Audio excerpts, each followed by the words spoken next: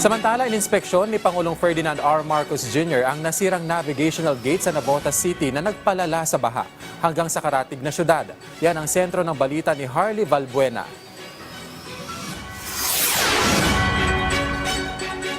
Kenneth, personal niyang bumisita si Pangulong Ferdinand R. Marcos Jr. dito sa Navotas City, kung saan ang malaking bahagi ay lubog pa rin sa baha.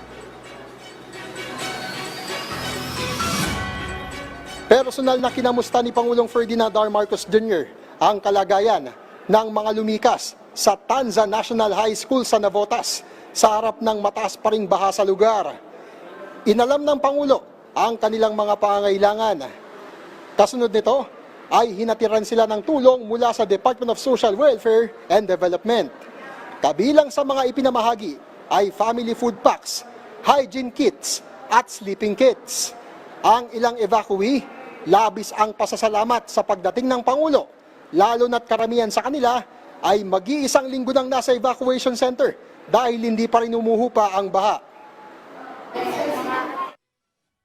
Ay, nagpapasalamat po ng malaki kaya may pumunta sa amin na presidente, ang aming presidente ng Pilipinas. Nahatirang kami ng tulong. Ay, salamat po, maraming salamat po na nabigyan kami ng tulong.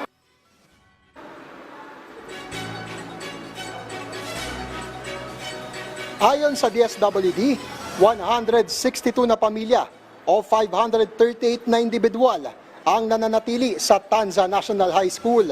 At dahil mismong ang evacuation center ay hindi rin nakaligtas sa baha, iniutos na ng Pangulo ang mabilis na pagsasaayos sa Navotas floodgate. Bago bumisita sa evacuation center, ay ininspeksyon muna ng Pangulo ang Tangos Tanza Navigational Gate at ibinigay ang direktiba.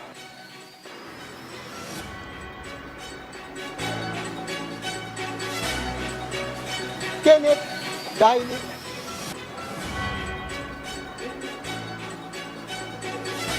dahil inaasahang matatagalan pa bago tuluyang humupa ang baha dito sa Navotas City, ay tiniyak ng DSWD na sapat ang kanilang supply ng family food packs at iba pang pangangailangan para sa mga evacuee na ilang araw pa rin mananatili sa evacuation centers. Kenneth?